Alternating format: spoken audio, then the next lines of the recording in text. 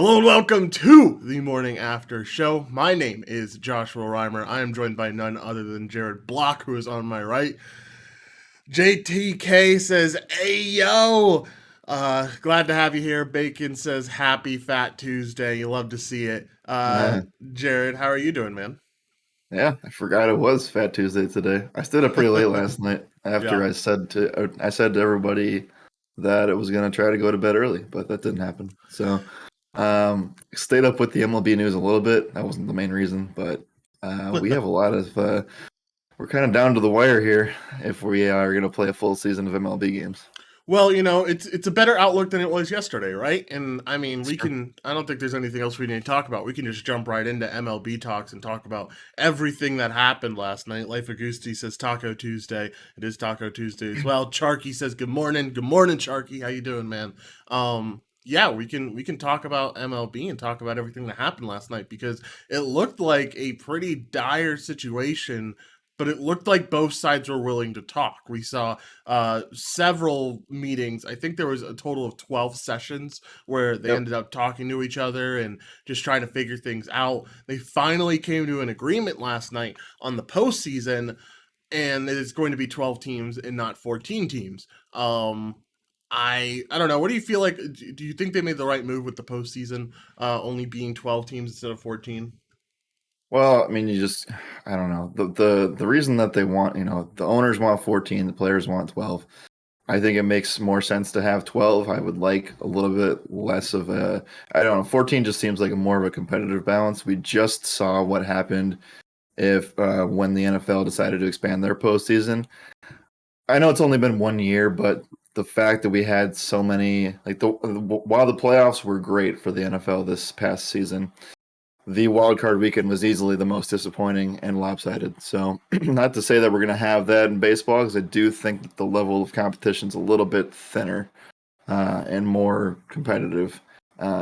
We'll see. I don't know. I mean, any team can beat any team in any professional league when it comes to this kind of stuff, but it just seemed like they were asking for too much because you're talking about what 48% of the league at that point. So Yeah. is that really incentivizing? Like I don't really know. It just feels like we're this is a little bit of an overreaction to start off the show, but it kind of feels like the MLB ownership one, they obviously want more money. That's clear. But the other thing is that we're living in this world where like everybody gets participation trophies, and I don't really think that that should apply to professional sports. Yeah, no, I would tend to agree. I don't know. I guess I'm a little bit selfish and think if there's 14 teams in the postseason, then that means more baseball that I get to bet on. So I I get guess. excited about it. But I definitely understand from your point, it doesn't really make sense. If you're going, it doesn't really make sense to have 14 teams. Just like I don't think the NBA really makes sense having so many teams in the playoffs as well. I mean, you get 8 teams from each conference. That's 16 teams of playoffs, and more than half of the league makes the playoffs in the NBA, which is kind of Right. absurd to me. I mean, and with the Right. playing games, it's even more now. That's right. So So that's what I'm saying. Like, is it really like what are we doing here? This seems like an additional part of the regular season at some point. yeah, exactly. It just feels like an extension. And if you just want to extend the regular season, then extend do something cool where like the last series is a competitive series, or I don't know. You could find ways to be creative, but the MLB seemed focused on that, but it was really good. I mean, I think it's bigger than like them agreeing to that is bigger than you think because at that point when they agree to something like that, it's like, all right, now we can start like make now we know that both sides want to make a deal. There isn't this standoffish thing of, oh well, the owners are going to be willing to wait out a month into the season to get this thing done, and the players have a fully staffed facility that everyone's going to be able to train at. Like when those reports were coming out, I thought, oh, it's doomed. Like both sides clearly don't want to make a deal, but it seems like they want to make a deal. It seems like they're getting closer. It's encouraging that they extended the deadline. MLB said that they wanted to make a deal last night and that it was really up to the players Yep. to come Yep. meet them in the middle. And that was a really good job by the MLB to put it in the players' court because they know that right now everyone's looking down on the owners. Everyone thinks that the players right, and for the most part they are. But putting it in the players' court kind of giving them the blame automatically if this thing doesn't get done today was a really smart move by the owners, in my opinion. Sure. I mean, put it in the players' court. They've been the ones. I mean, I'm in support of the players here, obviously, Yeah. but they have been the ones that have put their foot down on a lot of this stuff. So, and rightly so. It's up to them. I mean, you just look at the chat, and Gusti brings up a great point. Like if the if you cut off the owners' paychecks until baseball resumes, the deal gets done tomorrow, which is definitely correct. Yeah. So that's the whole thing, right? So I mean, it seems like they've reached agreements on the playoff pool, which is great. But they still have to figure out the tax threshold, and the pre-arbitration stuff, which has been baseball's main problem for the past like 20 years. So maybe they've made some progress on it, but I don't know. I think the players just want to get treated fairly, and when you have Max Scherzer as like your leader of that, I think that's a pretty good way to start. Yeah, it's like Max Scherzer, Jock Peterson, and I think there's one more too that I'm forgetting his name, but they have a good group of guys there. It's going to be interesting to keep up with the talks all day. We'll have our decision whether we're getting a postponement this season or not. My guess, I know nothing's done yet, but considering the willingness to extend the trade deadline, extend this postponement deadline, I think we get a deal done today. I know it's pretty far away. I know there's still some significant things that need to be agreed upon, but I think we get a deal done today, and we can go from there. Or at least that's what I'm hoping. I want baseball season, man. Yeah, by the time our NBA podcast comes around today, we'll know because Yeah. the deadline is 5 p.m. Eastern time this afternoon. Yep. So we'll know by then. It'll be a lot of fun to talk about. Probably going to talk about it a little bit on that NBA show, just because you can't stop Sean and I from talking about MLB. But yeah, any other thoughts on the MLB talks? And if not, let's talk about everything that happened last night in the NBA. Not much for baseball. We just have to wait and see. Again, I mean, I think that's. I guess we didn't cover much of the Derek Jeter stuff, like after talking about all this. But do you think that he knew possibly what was going on with these talks and was said, "I'm out of here"? Maybe. I don't know. I just think he was ready to get out of the organization. They're already talking about getting him on a baseball Yeah, I on said that the TV. Yankees want to bring him back. I would love for him. Well, I don't care about the Yankees bringing him back. I would love for him to be on like ESPN Sunday Countdown or something, or one of those. Be a commentator. Could you imagine him commentating with A-Rod? Like, wouldn't that be so That would fun be to? That would be so much. that could be drama. It could be drama, but that would be a lot of fun to watch in my eyes. So that would be my childhood dreams coming true in this Yankee hat, being very happy. So I don't know. We'll see what happens. All right, let's talk about the NBA. Oh, by the way, MLB talks. Here's the main things you should be looking out for when it comes to things that they need to agree on. They need to agree on an international draft or not to have an international draft. They need to agree on if you're a free agent, whether if you leave a team as a free agent, if that team is going to be able to get compensatory draft picks. And they also need to agree on one more thing. I was just looking this up. They also need to agree on the amateur draft lottery as well. They need to decide if they're doing that or not, or how many spots are going to be lotteried. And there's still some other things too. I know pre-arb pools are still getting discussed and stuff like that. So there's a lot going on. But they're getting closer, and I think that's the most important thing. All right, let's talk about the NBA. Let's do a recap of what happened last night because it was an insane night in the NBA. First off, shout out to Sean for getting a win in cash games. He absolutely smashed. Ended up having an $800 win. You absolutely love to see it. And a big reason why he did have that win was because of Scotty Barnes, man. I mean, Scotty Barnes, a man possessed, 24 real life points, 16 boards, and 4 assists as well. He looked really good out there. And I mean, it's not that surprising. It's the Brooklyn Nets. Like, we shouldn't be holding the Nets defense in high regard whatsoever. So it's not completely surprising. But it is a very good. It's a very good win for the Raptors, getting that big blowout, and it's an amazing performance by Scotty Barnes. Yeah, a couple of things. He had like 50 FanDuel points at halftime. So Yeah. I saw that and I was like, oh, Josh probably doesn't want to watch this game anymore. No. So it's like, because I caught that brief talking point about that. 11 FanDuel points on Saturday, Jared. 11, and then goes for 66. Ridiculous. Yeah, he made up for it. But the thing that I wanted to bring up is what we talked about on 30 to Lock yesterday. This Nets home spread thing is real, Yeah, and dude. they got fucking destroyed. I hammered It's, this on Bet Online once you told me about it. And for those who yeah, don't know the number we're talking about, the Brooklyn Nets are 6-23 against the spread when at home this yep, season. Absolutely awful. Obviously, -3.5 sounded wrong anyways for the Raptors, but like sure. that -3, and I told season pass members to go bet the over as well. If you remember right, you were asking me which game do I think goes over. I said that game, and I said another game too. I forget what the other game was, but I said the Raptors would go over, and they went clear over that total of 216.5. It was a good day sports betting wise at the very least. Yep. It was definitely interesting to watch that game and just realize how helpless this Nets team is. With this Nets team, do you not blame necessarily, but do you attribute this loss a little bit to the fact that Steve Nash wasn't able to coach for this one since he got on health and safety protocols right before the game? Oh, I don't think that matters whatsoever. Um, I mean, his staff will just take over for him. Yeah. Not saying that he is an elite. Like he's always had an issue with rotations this year, but he's also been, put up. He's been putting up with a lot of other things to make those rotations work. So the thing for me is that they just are at a disadvantage at home. They're 13 and 17 straight up, and the against the spread record speaks for itself. It's the worst ATS record in the league at home. And that's saying a lot when you're comparing yourselves to Pistons and the Magic and other teams. So they are going to have serious issues in the playoffs if they can't get their home stuff right. And I don't know if it's necessarily a place where they'd want to play and feel confident of playing at home.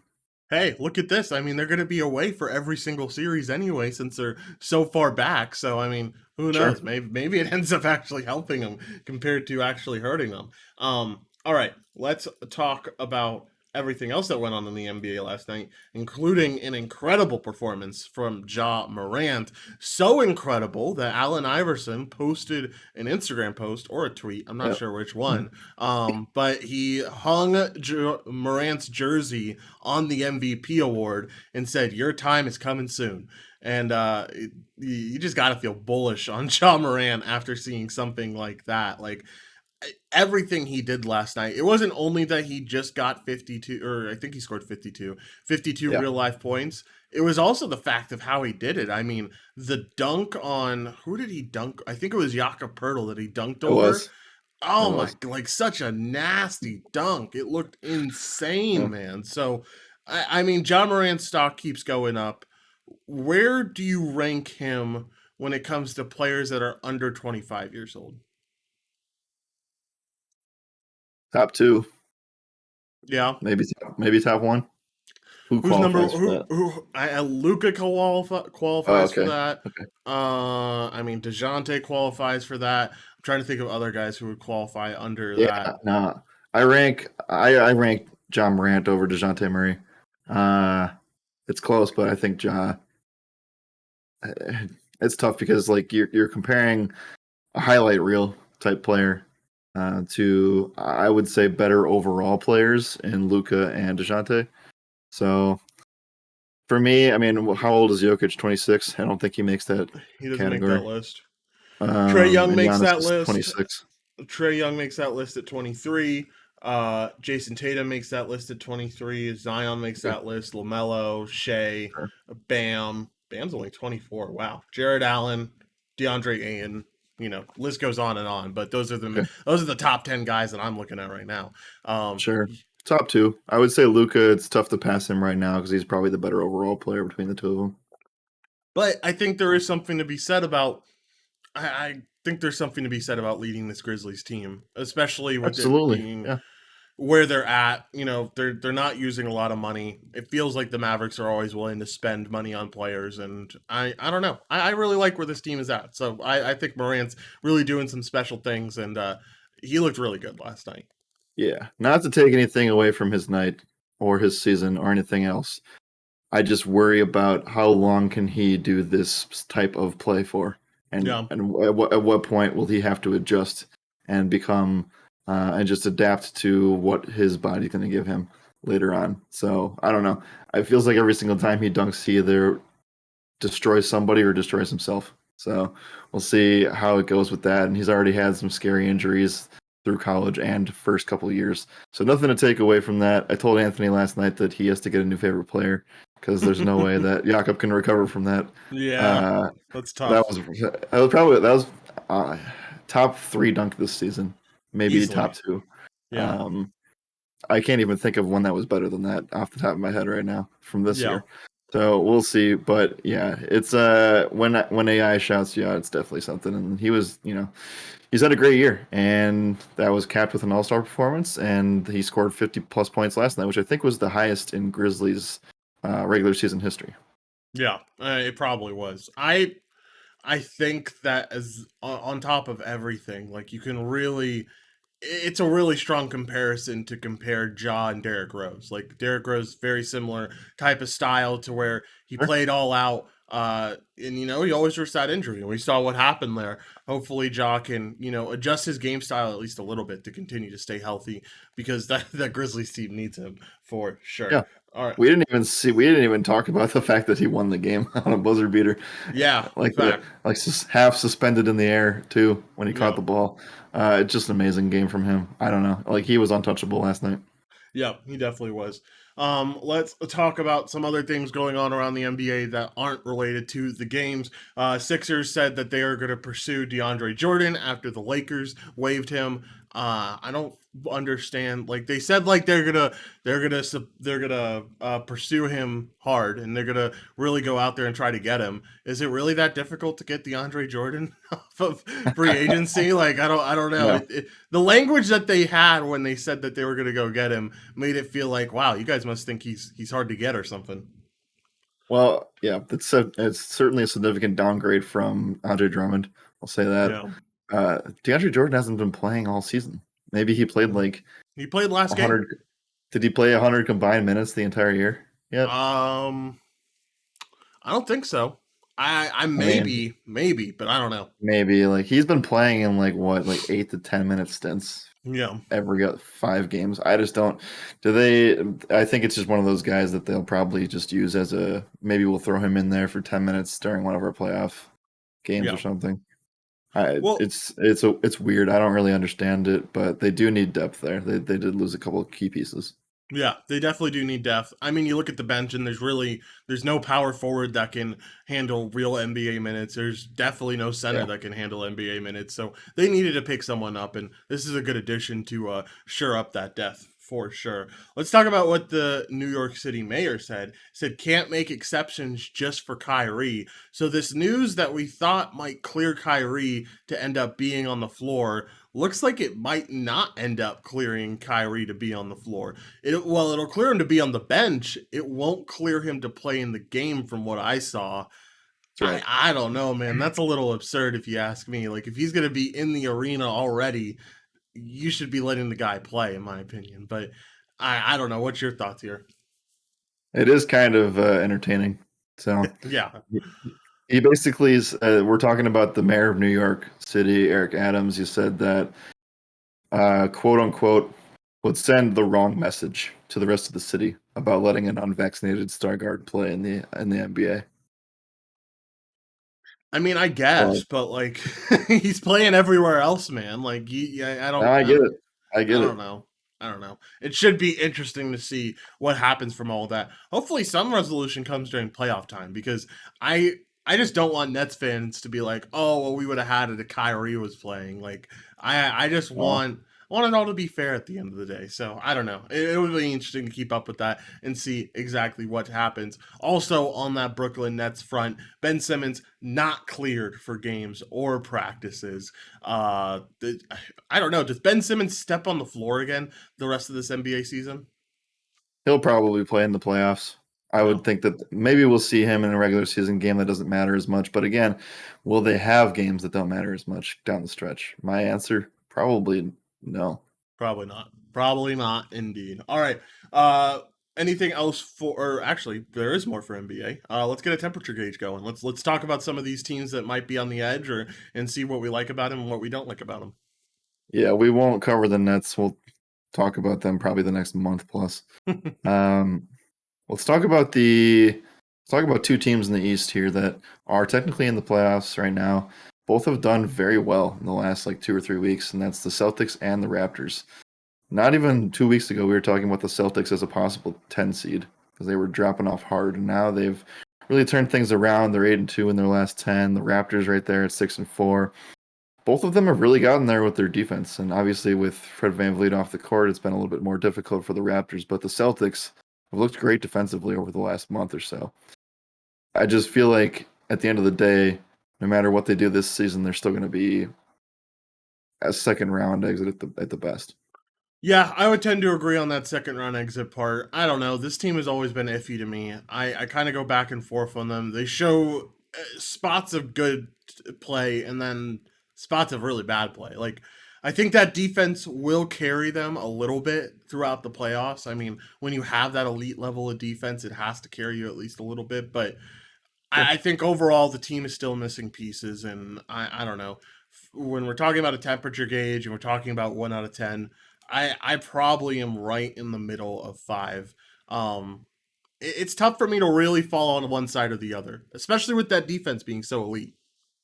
Right. And do you expect Derek White to actually make a decent impact in the playoffs? I think he'll make some impact. I think he's a great sixth man. I mean, this is where you should have kept him. Even as the Spurs, you should have been keeping him as a sixth man as much as possible. And I feel like him coming off of the bench really provides that spark. I think it does provide something. Here's my question for you on this Celtics team. What has to happen for them to end up trading Jaylen Brown in the offseason? Can First round anything exit? happen? First round exit? Yeah, I could see that. I could see that definitely resulting in trading Jaylen Brown. Because at some point you got to do something, right? Like you got to switch up the team. If it's not working out, it's not working out. Um, Right. you could get a big haul for Jaylen Brown as well. I mean, you could get a Yep. lot of pieces for Jaylen Brown, so it would certainly And be you're interesting. if you're Brad Stevens, you're absolutely keeping Tatum over Brown. Yeah, definitely, without a doubt. I mean, Tatum's superstar level. I think Brown's star level. Fair enough. I mean, they have both have all-star experience. It's just they just don't have everything. It just doesn't go over the hump all the way. Like No. they've had their chance, I think, and that was more of like 3 years ago kind of thing. Yeah. Um, but yeah, I don't know. I think that they have some serious things to consider, and they're probably just going to get the short end of the stick this year. There's a lot of like, what's the best matchup for them on paper? Because they can play big, which is definitely a strength you need in the East. It's just I don't. I think that they'll just end up falling short and probably get gentlemen swept by most of these teams up at the top. Yeah, Like I would even the agree. Cavs pose a decent threat to the Celtics. Yeah, they do. But I mean, Celtics can play better against the Cavs than almost anyone in the NBA since they have Horford and Williams. Right. Um, I don't know. Man, are you looking for the Any. Bulls? I feel like you're looking for the Bulls in this scenario if you're the Celtics. I mean, but the Bulls once Lonzo and Caruso come back, like this Bulls team will look completely different and will look a lot better. Um, I don't know. I don't know what you want here. Maybe you want a 76ers team that's hasn't had that playoff experience altogether yet. And you have the defenders to take care of Joel Embiid, and you have Smart and Jaylen Brown to kind of double team Harden, and then you can go from Sure. there. You have the That would be defenders to interesting. guard their main guys. That would be interesting. I mean, as much as I'd love to see Nets Sixers, I think Celtics Sixers makes a lot of sense too. Yeah. And there's a lot of beef between the 76ers and the Celtics Yeah, too. there That's is. a that Yeah, is a there is. big rivalry. So that would be not as good as the Nets Sixers series, but definitely would be second to that series. All right, what's our next team? What's our Western team for temperature gauge? Western Conference, we're going to take a look at the Minnesota Timberwolves. They Hmm. are 33-29, have a pretty decent hold on the 7th seed. There's a gap between the Nuggets and the rest of the teams in the West right now at the 6 mark. 6-4 in their last 10 games, and the only team that's really in contention of taking anything from them, which I guess wouldn't matter as much, is the Clippers, and they're only 1.5 games behind the Wolves. I guess I just worry about this team running out of gas towards the end of the regular season and into the playoffs, because if you're the Wolves, you are looking to do anything you can to not get the Warriors or Suns in the first round. So that's kind of where I see this going, and I think that if the Wolves can make a run and put a decent stretch together, they can make something happen if they get into a 6 or 5 spot. But at the same time, you take a look at the Western Conference standings and you look at the last 10 specifically, every single team in the playoffs outside of the Lakers has a positive or even last 10 line. So Yep. the Nuggets 8-2 in their last 10, the Mavs 7-3, Jazz 8-2, Grizzlies 8-2, Suns 8-2. It's a really, really tough environment to try to advance in the playoffs. So we'll see. It just feels like the Wolves are not going to be in an advantageous spot for late season moving around in the standings. Yeah. I think here's the difference with the Western and Eastern Conference right now. The games back from the 1 seed to the 8 seed is 9 games. So the Brooklyn Nets are 9 games behind first place. The difference between the West and East is that the games back from first to eighth place, which is the Clippers, is 18 games, Jared. It's nearly double, man. There is clearly in like the first three really have separated themselves from the rest Yep. of the league. So anyone in that bottom three, and I would say anyone in the bottom four, I would not be surprised if the 1, 2, 3, and 4 seeds all advance from the West, because clearly they're Sure. so top heavy here. Whereas in the East, I think it's a little bit more balanced all the way throughout. I think we'll have a lot of good series, but I could see a lot of sweeps, a lot of gentlemen sweeps happening in this Western Conference because Suns are just so elite. The Warriors are so good. The Grizzlies are so good. And you can kind of even see that when you look at the Timberwolves and what they've done recently,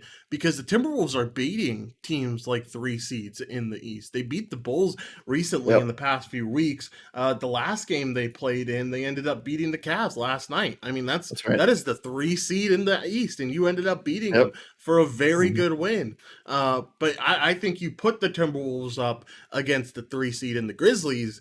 I don't see how they keep things competitive. I feel like they get smashed. That's another one to look out for, though, because the Timberwolves and the Grizzlies have a lot of beef right now. I don't know what happened between Anthony Edwards and John Morant, but they hate each other. And so that's very similar to like Nets versus 76ers, where there's a lot of beef there, and that would be a great playoff series. It would. Things are starting to shape up here. We have roughly, I counted the other day, it's about 5 weeks of the regular season left. I think that the season actually stops April 10th. So Wow. roughly 5 weeks to go in that regard. So while everything kind of gets swept under the rug because of March Madness, we'll be covering it for you guys every single day of the week. So this part of the season always gets kind of forgotten about. And I think that this season specifically, maybe it's just because I've been seeing everywhere that the East has the most competitive playoff conference that they've ever had in the last, not ever had, but in the last like 15 plus years. It's been never been this competitive. It's always been very, very top heavy. And we've seen most of the teams that are like the 6 seed down have been under 500. And now Yeah. it's kind of flipped on its head a little bit.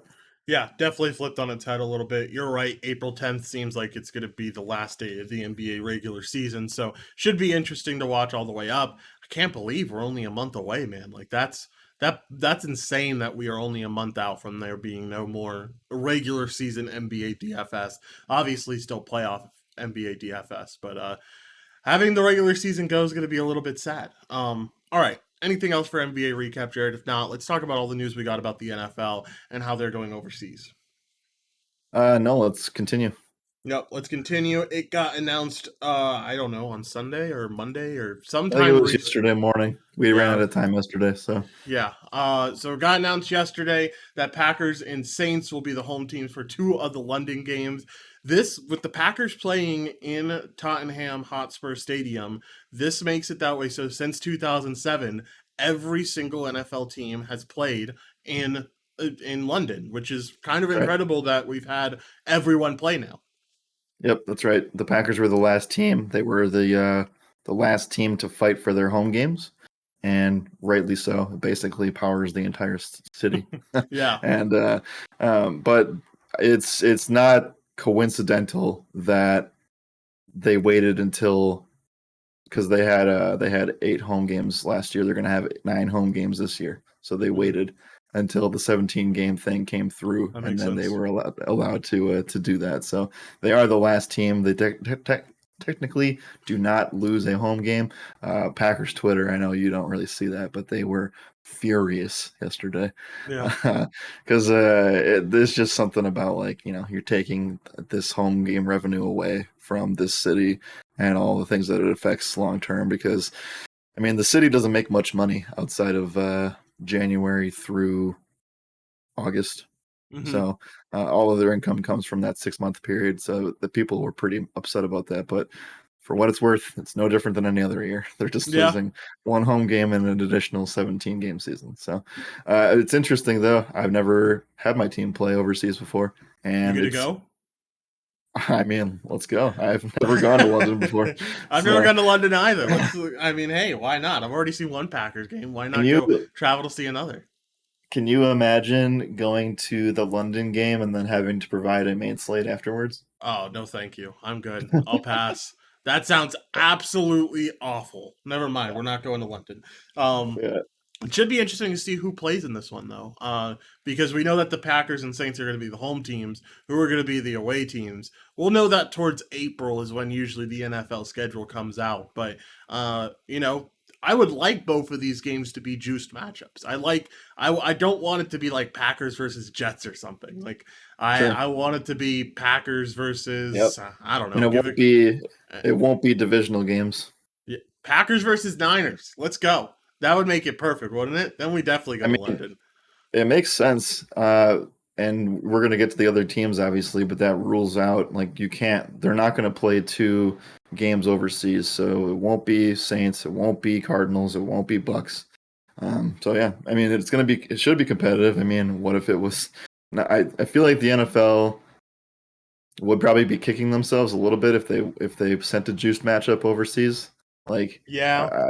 I mean, just a little bit, but it would be interesting to see, like, Packers Bills overseas. I don't think that'll ever happen, though. No, I don't think so either. Man, we have a list of Packers opponents, don't we already? Like, don't we already know who they're Yes, going to face off against? Can't we narrow this yeah. down a little bit more? Does that automatically affects that game, doesn't it? So Yeah. okay, Trying Packers to. opponents. Here we We go. have some So, time today, so might as well look at it. yeah, why not? Bears, Lions, Vikings, Cowboys, Rams, Patriots, Giants, Jets, and Titans. Oh, it Oh no, definitely will no. not be the Cowboys. Those aren't their away opponents. The away Okay. opponents are It's Bears, a home, no, Lions. it's a home game. It's technically a home game. Yeah, but oh, okay, no. Yeah, okay, so this is right. Yes. Yeah, so Yep. that list of teams. You're right, it won't be the Cowboys. It would be fun to be the Titans, man. I think the Titans game would look good, That'd be especially with sweet. all the news about I mean, if Rodgers is playing for the Packers at that point. If Rodgers is there and all that news about him moving to Nashville, like that would be kind of cool. The Rams game would even be something that I'm sure a lot of people would be interested in. I It'd be just cool, don't but I doubt that they ever move the Super Bowl champs to London. Probably, you're probably right. I just don't want it to be the Giants or the Lions. It probably won't be It's the Jets. the Giants or Jets. It's gonna be the Giants or It won't Jets. be the Jets because the Jets went last year. It's probably going to Okay. be the Giants, Okay. and I'm going to be really sad about it. That will be a snooze fest for sure. Yeah, that'll definitely be a snooze fest. At least like when you're sending these games overseas, send like the bad match. Like last year, what we had Falcons and Jets, right? Like send those Oh, matchups yeah, overseas.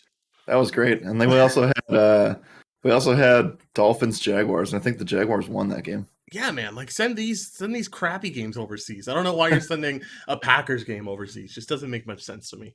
Anyway, On top of those two teams getting to play in London, we know that the Jaguars will host a game at Wembley Stadium. We know the Cardinals will travel to Mexico City. We know the Buccaneers will play their first ever game in Germany, which is absolutely awesome. So it should be interesting see how these how all of these international games go. And I feel like whenever we talk about international games, it just opens up the discussion of which one of these cities are going to be the first one to get an NFL team overseas, because it's Yeah. only a matter of time before a London team goes, or we see some type of NFL expansion. Yep. Like I said, it's just a matter of time. I think London will be first, and I would not be surprised to see that happen before the end of the decade. Yeah, I agree.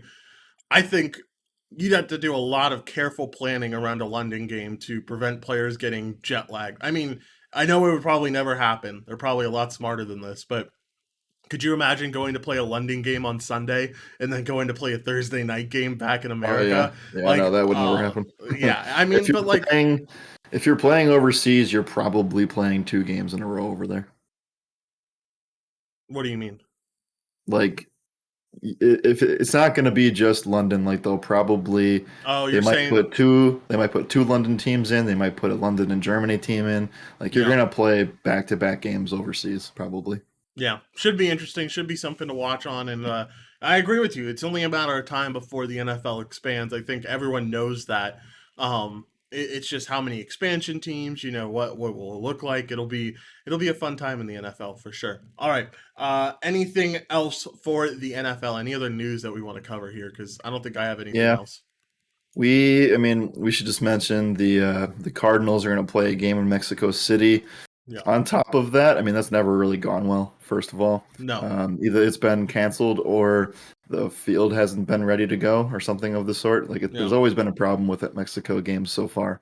But in addition to that, the Cardinals have been very quiet about Kyler Murray, but they have pitched him a long-term deal. So there has been a contract sent by the team to Murray's agents.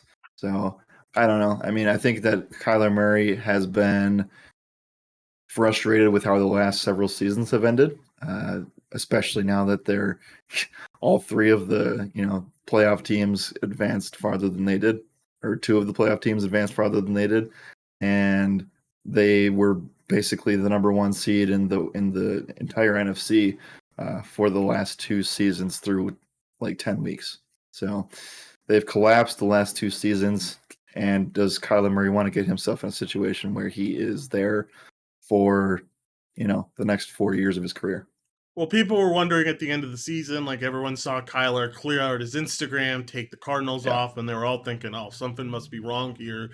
And at least we were kind of confirmed on that. Kyler said that, he felt like the scapegoat at the end of the day for the Cardinals' mishaps in the playoffs. I'm not sure if he was the scapegoat necessarily, just that that team got really injured halfway through the year and just couldn't compete. Kyler Murray, though, he's played 3 years now. First player ever in their first 3 seasons to have 70 passing touchdowns and 20 rushing touchdowns, which I thought was Yep. pretty impressive. So, he's really doing the thing over there. It's just, how long term are they going to be able to sign him? Is that really where he wants to call his forever home? Or does he potentially want to go somewhere else? Because I think there are Yeah. other options. Just on the topic of QBs, though, we got the news yesterday that a lot of these teams that need QBs, after seeing what these players have done at the Senior Bowl, are going to start looking on the trade market. So what that tells me is Ooh. that no one was really impressed by any of the QBs. And I saw a lot of bad reports about a couple of different quarterbacks. I saw people really not liking what Malik Willis was doing. There's Yeah. another quarterback as well that everyone received pretty negatively. So this is going to be really interesting. And, as a Niners fan, I am loving the fact that I am hearing that the trade market's going to start heating up, because a little bidding war on Jimmy G would be exactly what the doctor ordered for a Niners fan. Yeah, it's almost like we called that this is a bad QB class since August. So, It's almost like we're um, smart.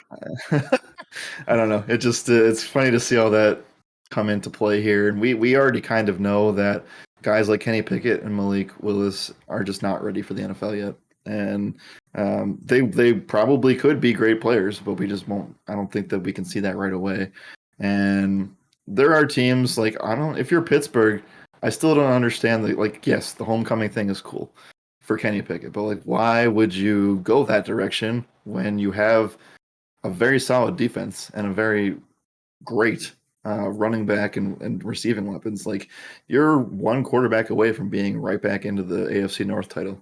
Like, Yeah, it's kind of strange how quickly teams um, turn their backs on things when they don't have quarterbacks. yeah, it's interesting because they're still in competing mode, and at the end of the day, I They made think, the playoffs. yeah, That's exactly. Like, that's and weird. That's the defense is so good, the offense is good. If they don't end up trading away their first round pick, then they're in a good spot. I mean, you just need another quarterback, right? Obviously, Mason Rudolph, not the answer. Dwayne Haskins, not the answer. You just need that other guy. I know everyone's talking about Jimmy G when it comes to the trade market, but hear me out. Isn't Drew Lock still a viable candidate here? Like, why isn't a yep. team like the Steelers, who doesn't need their quarterback to be great, just needs their quarterback to be dynamic in some sorts? Why not go with a guy like Drew Lock for a really cheap asking price? I'm sure if you asked today what the Broncos wanted for Drew Lock, I'm sure it would be around a third or second round pick, and I would pay that immediately for Drew Lock. I'm still a Drew Lock believer though, so I know I'm in the minority there, but I Yeah. think Lock is going to be one of those QBs that gets another chance at starting, and same could go for Mitch Trubisky as well with the Bills. Yeah, Trubisky's been a name that has been circled around. This and like Jameis is there, Drew Yeah, Lock is there, Marcus Mariota is in the conversation, yeah, Jimmy G. Like there are a lot of QBs that we talked about this thing when we were talking about Cam Newton earlier the season last year. Like there are just so many. Like there's too many starting quarterbacks available for the amount of jobs that are currently there. So why take a risk on a college player that might or might not work out? I think the percentage, like the reason that these guys are backups or available or still in the league is because they have made that jump and yeah, they're I wouldn't say they're all ready, but I think that some of these sleeper backups could be better than the guys coming in, or I know that they are yeah. already. So we did get notice that Matt Corral, also in that quarterback pool, is not going to work out in Indianapolis. And there's also been a lot of talk since we've been off that Carson Wentz is going to depart from Indianapolis. So how do you feel about that? They've been very vocal about not having Carson Wentz come back this year. Yeah, it's interesting because you compare Carson Wentz to some of the other players in the league, and like he didn't have that. Like, I know mistakes were made throughout the year. His season was not that bad. I forget who exactly they compared him to. They did this on the Colin Cowherd show, but they compared him to another QB. Was it Rod? I don't think it was Rodgers. It was someone No, though. I mean, It was could a it have been? Could it have been a Russ? I mean, No, I it don't think it wasn't, but was. I don't think it was Russ either because Russ was injured. I don't remember. I'll have to go look back at that clip. But like you compare him to you compare his statistics to what other QBs did this year, and they don't look like awful. They don't look like he's a really bad QB that you want to just give up on. And I would say the Colts situation is very similar to what the Steelers have going, right? You have yeah, the offensive weapons, mostly with Jonathan Taylor and Pittman as well. You have the defense there. You just need that QB. I would rather have Wentz over anyone that you could trade for. No, I think I'd rather have Wentz over Jimmy G too. So I don't know. I know they want to get rid of him. I know they think that year didn't go well. I feel like them not making the playoffs really left a sour taste in their mouth with Carson Wentz. sure, Um, yeah. I don't know. I don't know how much you could hold that just to him, just to his fault, though. And maybe it is all his fault, but I don't think you can hold that completely against him. The problem with Carson Wentz is that he's not this kind of quarterback, right? He Yeah, will literally take you on a roller coaster, and the people will highlight the worst plays that he's made, which you could argue they blew the last two games of the season and should have made the playoffs. So yeah, I don't know. Maybe the guy that they compared him to was Ryan Tannehill, which I would think that Carson Wentz had a better season. yeah. Should be interesting to see. What happens with the Carson? Because like if he does move on from the Colts, where does he go? Is he still a starter in the NFL? I guess is my main I think he question. would be a phenomenal backup QB.